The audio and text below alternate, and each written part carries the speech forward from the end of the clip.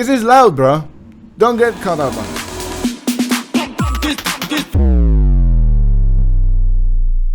Hey guys, this is Kevin Reese, DJ and producer, and today I'll show you how I master my tracks. Let's go! So this is the track we're gonna master. It's called Speed, and I made it a couple of weeks ago. I think it's time to release it. So in order for you to release your music in the best way possible, you need to master your tracks, okay? Mastering is just gonna be the final touches. It's like making it a little better, crispier, whatever. But it's not gonna make it sound good if it doesn't already. First thing first, we gotta export our track. It needs to be below -6 decibels or -5 sometimes. So the way I do this is I mix my tracks, at 0 decibels, balance my mix at 0 decibels, not redlining, not peaking, at least not that much, because that's gonna translate bad when you're adding loudness to the mix. When you're about to export it, simply bring the master volume down. And that's just as effective as if you were mixing it at -6 decibels from the very beginning. It's the same thing, and it works that way. Okay, so now we're gonna export our track. And for mastering, you're gonna want a 24-bit WAV file, because this is the one with the highest quality possible. Okay, so let's go. Alright, so now that we exported our track, we have to put it in a new FL Studio session, and then we're gonna master it. So the way I do it is with a patcher preset called Finalizer by YouTuber Frank Paul, which is also a DJ and producer. First thing we're gonna do is equalize our track. I told you already that you need to mix it perfectly, and that also includes having a balance in the frequencies of your mix. This is just a little makeup, a little gloss we're gonna put on top of it, and this is supposed to be very, very minimal. We're gonna cue it real quick.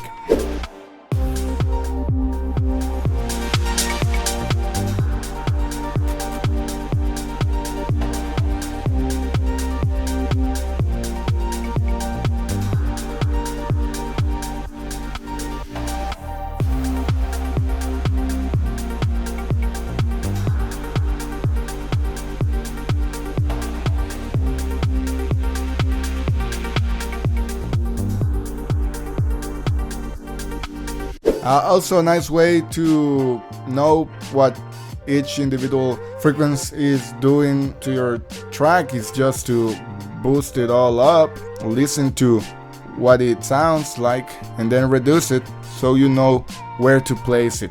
As you can see, it's very subtle. So I did a couple of things here and there, but I believe we have a great result. So now we're gonna go with the second part of the mastering process, which is multiband compression. And I really don't know that much about compression, but I can tell you the very principle of it, which is pretty much reducing the dynamic range of your signal. So multiband compression can be achieved with other plugins. In this case, we used to use Maximus for this, and what you're doing pretty much is you compress the lows different from the mids and the highs, instead of doing just one big compression for the whole track.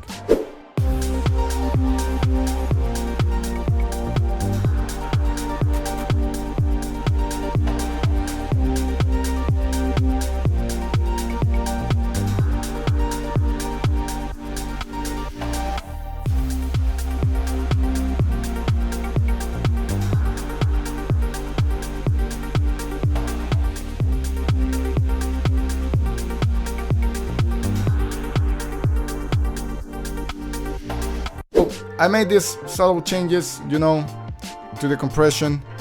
It's also valid if you don't want to compress at all some parts. That's also fine. For example, I did not want to compress the bass part that much because I like the punchiness that the kicks has. But that also depends on your track and what you want to achieve with it. But these are the changes I believe enhance the track a little more, just a little more. Listen to the difference.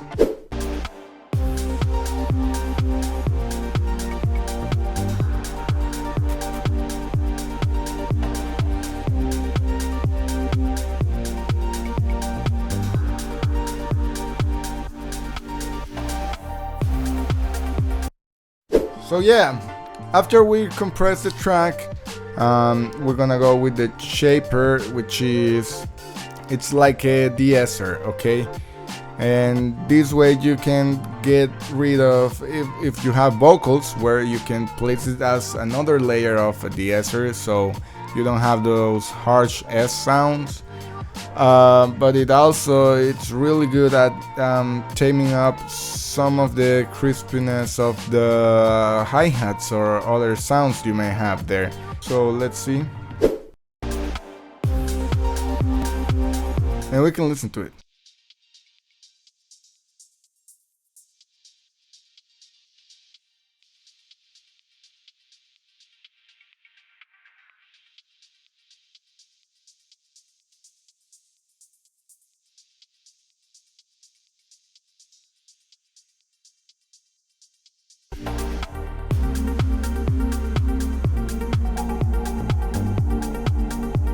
And this color part, it's a saturation. With Maximus, it's pretty easy. What I used to do, which is not the best practice, I guess, but it's good enough. Go to this preset, Clear Master RMS, and this is gonna saturate your track and boost it. We're gonna do that with this color knob.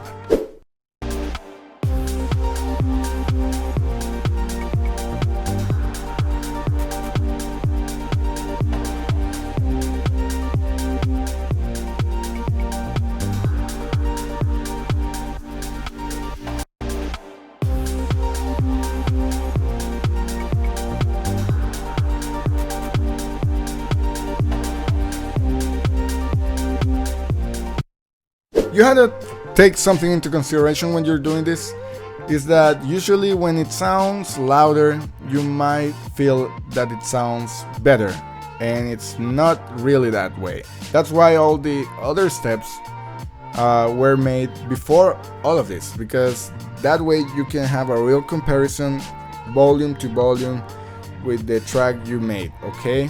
So another important thing is having a nice side control EQ, okay? And this basically means you want a free space in the stereo signal by making a side EQ. We're gonna cut the low frequencies on the side, and that way the mix is gonna sound with a lot more space, okay? And cleaner.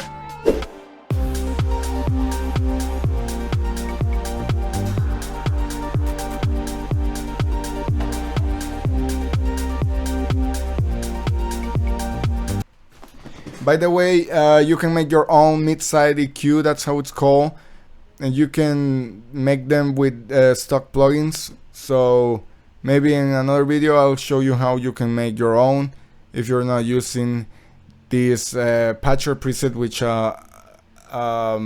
again, it's free. Another important step is creating a low pass and a high pass filter. Why?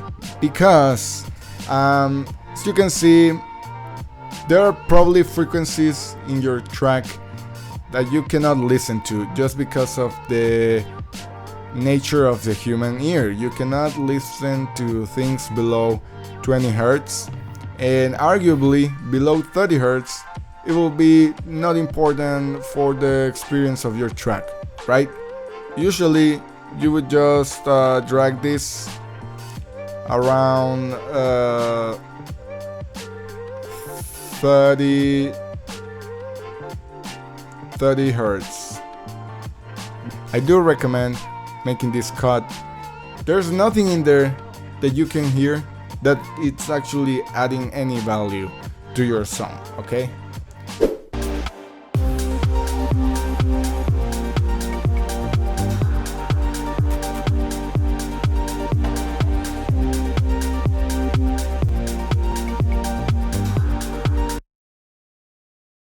Okay, now we have a soft clipper.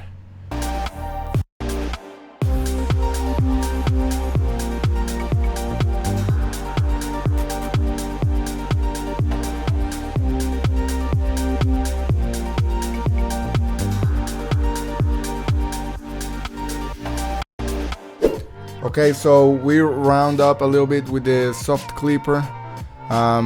There's also a fruity soft clipper that does the exact same thing.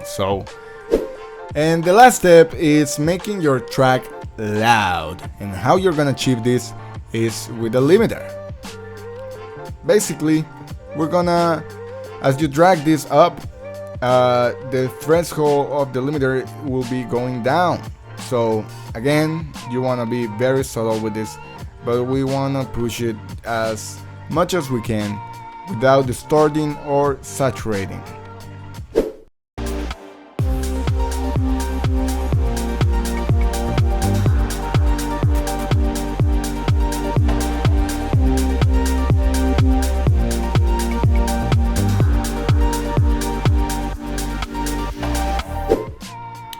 Okay, so one nice way to knowing when your track is ready, pretty much, at least in the loudness part of it, it's with a loudness meter. In this case, we're using a free plugin. You can get it. It's called Ulin Loudness Meter 2, and it measures the loudness of your track, not in decibels, which is sometimes what you can get tricked by the decibels, and that doesn't mean it's louder. It's in loops. Pretty much anything above minus 14 loops, it will be fine, because Spotify and other streaming services, they actually normalize the volume of the tracks, and they normalize it to minus 14 loops, you know, so anything above it will be fine.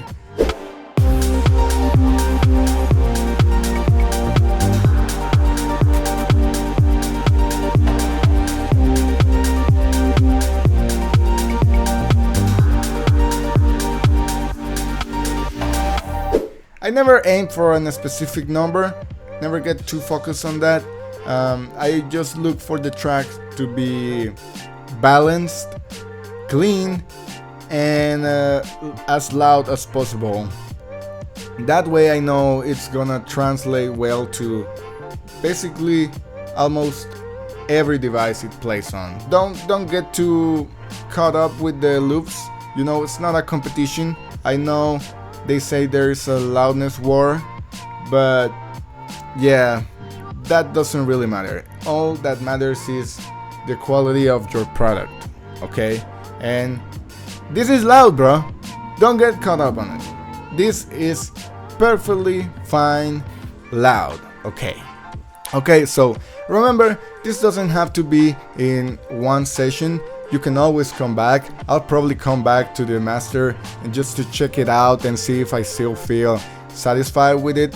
Right now, I am pretty much. So what you're gonna do is export once again a 24-bit wave file, and yeah.